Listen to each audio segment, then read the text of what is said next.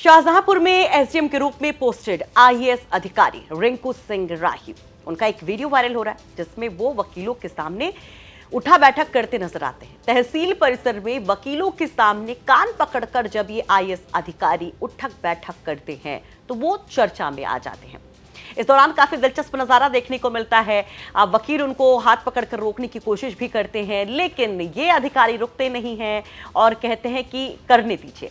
बकौल रिंकू सिंह ये पूरा माजरा क्या था और ये अधिकारी अब जब चर्चा में हैं तो इनको लेकर लोग किस तरह से सोशल मीडिया पर बात कर रहे हैं और कब कब ये यूं ही चर्चा में आए, आपको हर एक चीज बताएंगे। नमस्कार, आप देख रहे यूपी तक और आपके साथ मैं हूं सुषमा।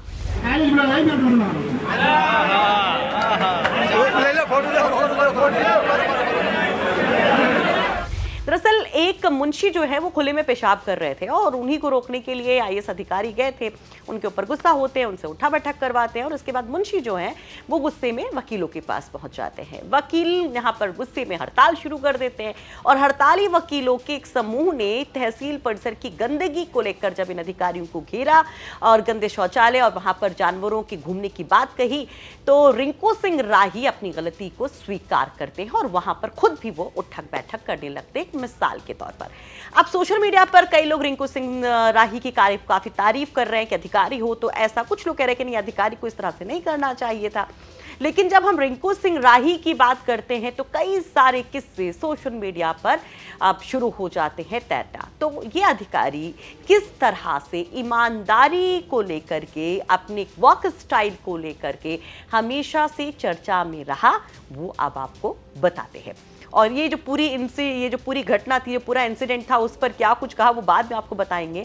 रिंकू सिंह राही इस पर क्या कुछ खुल करके बोले, क्योंकि पहला ही दिन था शाहजहांपुर में बतौर एसडीएम और उसी दिन ये सारी चीजें हो जाना, ये अपने आप में काफी दिलचस्प भी है और काफी चर्चा का एक कारण भी है। जब रिंकू सिंह राही का जिक्र करते हैं तो सबसे पहले उनकी मुजफ्फरनगर की पोस्टिंग याद की जाती है। क्या हुआ था, चलिए जानिए। रिंकू सिंह राही 2008 में मुजफ्फरनगर में समाज कल्याण अधिकारी के तौर पर पोस्टेड थे। कहा गया कि उन्होंने करीब 80 से 100 करोड़ के घोटाले का पर्दाफाश किया इस दौरान और उनकी ईमानदारी से एक और विभाग में बैठे कई रसूखदार लोग हिल गए जो इस घोटाले से जुड़े हुए थे और वहीं इस घोटाले का खुलासा करने के लिए वो माफिया के निशाने पर भी आ गए। 25 मार्च 2009 की वो तारीख थी जब वो अपने एक साथी के साथ सुबह बैडमिंटन खेल रहे थे, तभी 2 हमलावरों ने उन पर ताबड़तोड़ फायरिंग कर दी थी। 7 गोलियां रिंकू सिंह को लगी थी। वो जिंदा तो बच गए थे लेकिन उनकी हालत बेहद गंभीर हो गई थी। 3 गोलियां उनके सिर में लगी थी, उनका जबड़ा बाहर आ गया था, एक आंख की रोशनी चली गई थी, एक कान में भी दिक्कतें आ गई और बकौल रिंकू सिंह अभी भी उनका इलाज चल रहा है। हालांकि उस वक्त महीनों तक इलाज उनका मेरठ के मेडिकल कॉलेज में चला था और वो मौत को परास्त करके जिंदा लौटे। उन्होंने हिम्मत नहीं हारी, ईमानदारी नहीं छोड़ी और वो ये कहते दिखाई दे कि जब आप ईमानदारी से काम करते हैं तो भगवान भी आपका साथ देता है और वो उसे अपना पुनर्जन्म बताते हुए उसे ईश्वरीय कृपा को सबसे बड़ी तरजीह देते हैं। लेकिन जिस घोटाले की वजह से ये अधिकारी अथाह दर्द से गुजरा, उस केस में कोर्ट ने कई आरोपियों को सजा सुनाई जबकि कुछ सबूतों के अभाव में बरी भी हो गए।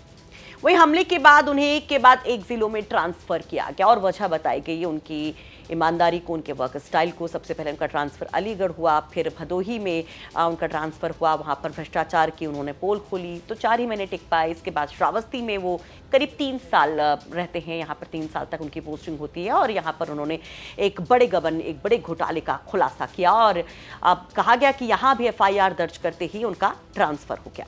इसके बाद ललितपुर में 1 साल रहते हैं रिंकू सिंह राही। यहाँ पर समाज कल्याण की व्यवस्थाओं को उन्होंने चुस्त दुरुस्त किया। कहा जाता है कि स्कूल और हॉस्टल्स की तमाम जो व्यवस्थाएं थी उसमें उन्होंने सुधार लाया, तमाम योजनाओं को ट्रांसपेरेंट बनाया। लेकिन यहाँ भी भ्रष्टाचार खोलने के मामले में 2018 में वो सस्पेंड कर दिए गए।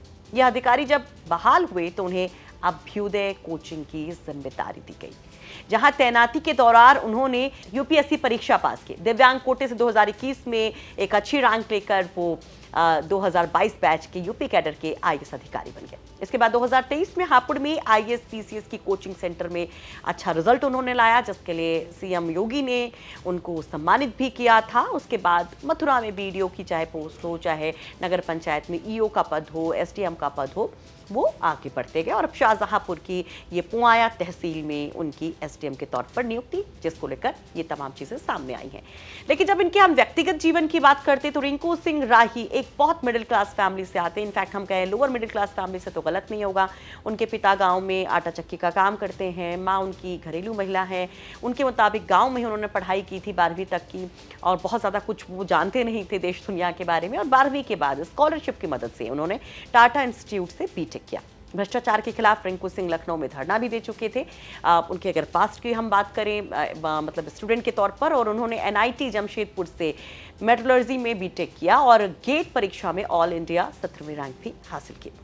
2004 में उन्होंने यूपी पीसीएस का एग्जाम क्लियर किया था और यहीं से बतौर अधिकारी उनका ये सफर शुरू हुआ, जिसकी शुरुआती पड़ाव में ही रिंकू सिंह राही की राह में ये सारे रोड़े थे, जिसकी वजह से वो खूब ज्यादा चर्चा में रहे। एक्चुअली मैंने आज ही ज्वाइन किया यहाँ पर। आज ज्वाइन करने के बाद मैं तहसील परिसर में घूम रहा था, तो ऐसे में कुछ लोग दिखाई दिए जो टॉयलेट के पास में टॉयलेट बनी हुई थी, शौचालय बने हुए हैं पुरुषों वाले, उसमें टॉयलेट न करके वो बराबर में टॉयलेट कर रहे थे। जब उनसे पूछा तो उनका सीधा से कहना था हम टॉयलेट में नहीं जाएंगे। तो उन्हें आगाह करने के लिए मैंने उनसे उठबैठक लगाई, जिससे कि वो आगे के लिए आगाह रहें। तो मैंने कहा कि आप उठबैठक लगाइए जिससे आपको कमी एहसास रहे। ऐसे ही जो एक कुछ बच्चे जो हैं स्पेशली जो प्राइमरी स्कूल के, जूनियर स्कूल के बच्चे घूम रहे थे माँ बाप के साथ में। तो माँ बाप से पूछा गया कि भाई आप क्यों आ रहे हो, तो उनका यह था कि हम जा रहे हैं तो बच्चे को लेके जाएं। तो लगा कि कहीं न कहीं माँ बाप की वजह से बच्चों का नुकसान हो रहा है, और चूँकि माँ बाप को पता नहीं है शिक्षा का कितना महत्व है, तो उनको आगाह कराने के लिए उनसे जो है उठबैठक लगवाई गई। इसी चीज़ कराने के बाद जब मैं अधिवक्तागण यहाँ पर अभी हड़ताल कर रहे थे, उनके पास गया था मैं, तो उनसे पूछा कि भाई आपकी क्या समस्या, तो उन्होंने उससे बात करने से मना कर दिया था। मैंने कहा एडीएम साहब आएंगे उससे बात करेंगे।